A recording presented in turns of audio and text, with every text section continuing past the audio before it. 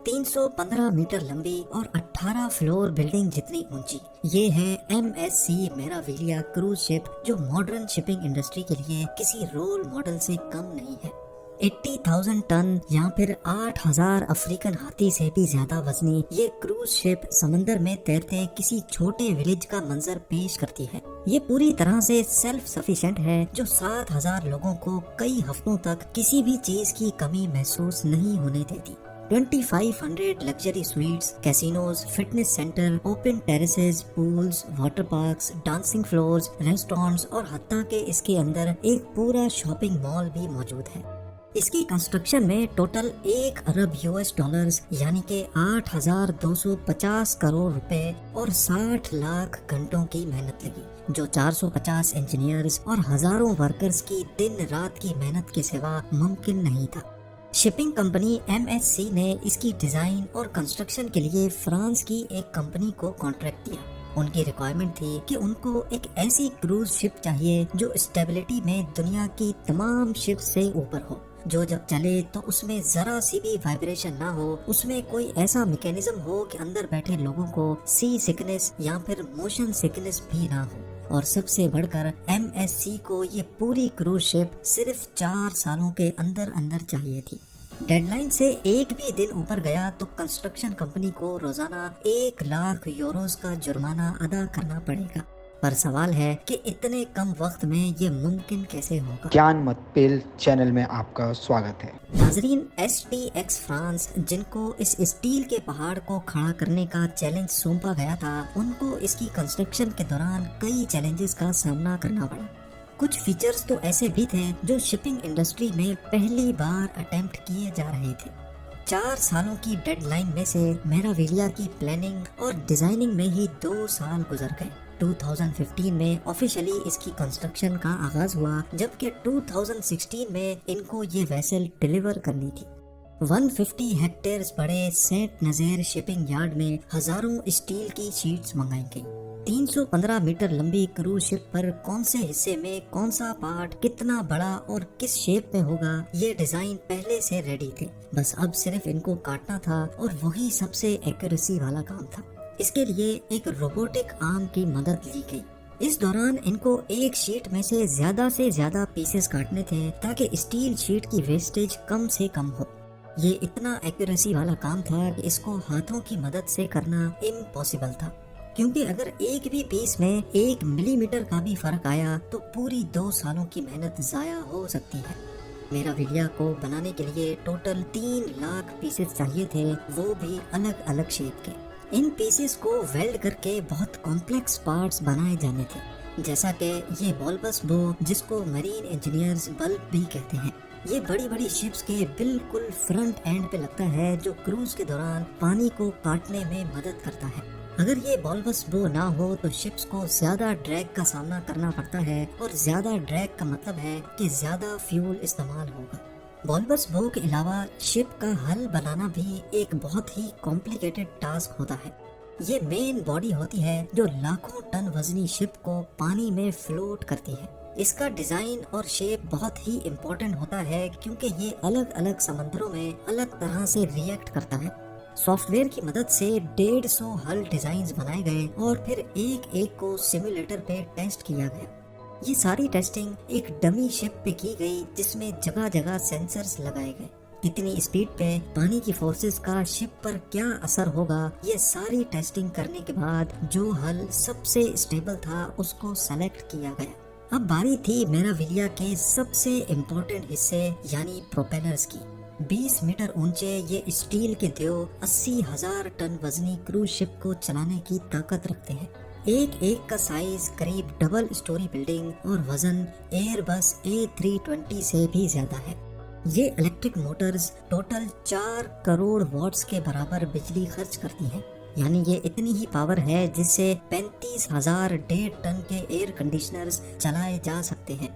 इन engines को खास तौर पे ऐसे डिजाइन किया गया कि ये किसी किस्म की भी वाइब्रेशंस पैदा ना करें, और अगर करें भी तो इनके अंदर स्पेशल वाइब्रेशन डैम्पिंग मटेरियल लगाया गया है। इंजीनियर्स का क्लेम है कि ये इंजन्स मेराविलिया को हर किस्म की वाइब्रेशन से पाक रखेंगे। अपनी टॉप स्पीड यानी 22.7 नॉट्स या फिर 42 किलोमीटर पर आवर की स्पीड पर क्रूज के दौरान भी अंदर बैठे पैसेंजर्स को ऐसे महसूस होता है जैसे वो बीच समंदर में किसी 5 स्टार होटल में बैठे हैं। MSC मेराविलिया की इलेक्ट्रिसिटी रिक्वायरमेंट्स की बात की जाए तो इसमें पूरा पावर स्टेशन इंस्टॉल करने का फैसला किया गया। ये एक तरह का तैरता हुआ विलेज है जिसमें 7,000 लोग कम से कम भी 7 दिनों के लिए रहते हैं। 2,500 लग्जरी स्वीट्स, कैसीनोज, थिएटर्स और दूसरी लग्जरी फैसिलिटीज बहुत ज्यादा बिजली इस्तेमाल करती हैं। ये पावर स्टेशन 4 बड़े बड़े डीजल जनरेटर से बना है जो 11,000 वोल्ट्स करंट प्रोड्यूस करते हैं। इंजन की डिमांड पूरी करने के बाद ट्रांसफार्मर्स लगाकर ये वोल्टेज 230 वोल्ट्स पे लाई जाती है ताकि पैसेंजर्स इसको अपने इस्तेमाल में ला सके। इलेक्ट्रिसिटी को शिप के कोने कोने में पहुंचाने के लिए मेराविलिया पर जो वायरिंग की गई है उसकी टोटल लंबाई 1500 किलोमीटर के करीब है। क्योंकि ये एक जायंट शिप है इसी वजह से इसको वन पीस में बनाना तो पॉसिबल ही नहीं था। इंजीनियर्स ने डेडलाइन को पूरा करने के लिए इसके मुख्तलिफ मॉड्यूल्स को अलग अलग कंस्ट्रक्ट किया था। अब बारी थी असेंबली की, यानी तमाम मॉड्यूल्स को उठाकर एक दूसरे के ऊपर फिट करने की। ये एक तरह का जायंट पजल सॉल्व करने जैसी गेम थी। 5,000 टन वजनी क्रेन की मदद से असेंबली का काम शुरू किया गया। एक एक मॉड्यूल को इंतहाई एक्यूरेसी से लगाना बहुत जरूरी था। सारे मॉड्यूल्स को एक दूसरे के ऊपर फिट करने में और शिप की शक्ल बनने में पूरे 9 महीने लग गए। क्रूज शिप्स पे नॉर्मली लोग अपनी वेकेशन स्पेंड करने जाते हैं और ये कम से कम भी अपनी डेस्टिनेशन तक पहुंचने में 1 हफ्ता लगाती है। मेराविलिया पर 7,000 पैसेंजर्स को रहना था और इनकी पानी की रिक्वायरमेंट को पूरा करना ही एक बहुत मुश्किल टास्क होने वाला था। फ्रेश वाटर सिर्फ पीने के काम ही नहीं बल्कि पूल्स, शॉवर्स और कुकिंग में भी यूज होता है। एस्टिमेट लगाया जाए तो शिप पे एक शख्स रोजाना 200 क्यूबिक मीटर पानी इस्तेमाल करता है। यानी अगर 7,000 पैसेंजर्स होंगे तो 14 लाख क्यूबिक मीटर पानी, वो भी रोज का। अब इतने ज्यादा पानी को तो कोई भी शिप स्टोर नहीं कर सकती। इस मसले से निपटने के लिए ऑन बोर्ड डीसैलिनेशन प्लांट्स लगाए जाते हैं। समंदर के पानी को गर्म करके स्टीम में कन्वर्ट किया जाता है जिससे सॉल्ट्स पानी से अलग हो जाते हैं। मेराविलिया के केस में पानी गर्म करने के लिए इंजन की हीट को ही इस्तेमाल करने का मैकेनिज्म लगाया गया। वो हीट जो किसी काम की नहीं होती उसको इस्तेमाल करके एक फ्यूल एफिशिएंट सिस्टम बनाया गया। ना सिर्फ इतना बल्कि पैसेंजर्स के कंफर्ट के लिए और MSC की रिक्वायरमेंट को पूरा करने के लिए मेराविलिया में पहली बार स्टेबलाइजर्स भी इंट्रोड्यूस करवाए गए। समंदर में सफर के दौरान शिप रोल करती रहती है। ये मूवमेंट कई पैसेंजर्स को नोजिया और चक्कर दिलाती है। इस कंडीशन को सी सिकनेस या फिर मोशन सिकनेस कहा जाता है। अब इस मसले से जान छुड़ाने के लिए मेराविलिया पर स्टेबलाइजर्स लगाए गए। शिप जैसे ही पोर्ट से निकलती है ये स्टेबलाइजर्स बाहर निकलते हैं और ये वेसल की रोल मूवमेंट पर काफी हद तक काबू पा लेते हैं। यूँ समझ लें कि ये एक तरह के ऑटोमेटिक शॉक एब्जॉर्बर्स हैं जो वक्त की बहुत ज्यादा जरूरत थी। शिप की कंप्लीट असेंबली के बाद अब बारी थी इसको पहली बार पानी में उतारने की। असेंबली डॉक में पानी भरा गया और पहली बार मेराविलिया को डॉक से बाहर टेस्टिंग के लिए निकाला गया। Engines, power generation, safety system और लीकेजेस चेक करने के बाद मेराविलिया को फिनिशिंग के लिए फिट करार दे दिया गया। अगर इंटीरियर डिजाइनिंग की बात की जाए तो मेराविलिया में 315 फीट लंबा sea front shopping mall, restaurants, cafe और रिलैक्सिंग के लिए एक पब्लिक स्पेस है जिसको गैलरिया मेराविलिया का नाम दिया गया है। होराइजन पूल जो कि रात के वक्त डांसिंग फ्लोर में कन्वर्ट हो जाता है। सिनेमा, स्पा, जिम और यॉट क्लब के साथ साथ 2500 super luxury sweets, bowling alley और F1 सिमुलेटर्स की फैसिलिटी भी मौजूद है।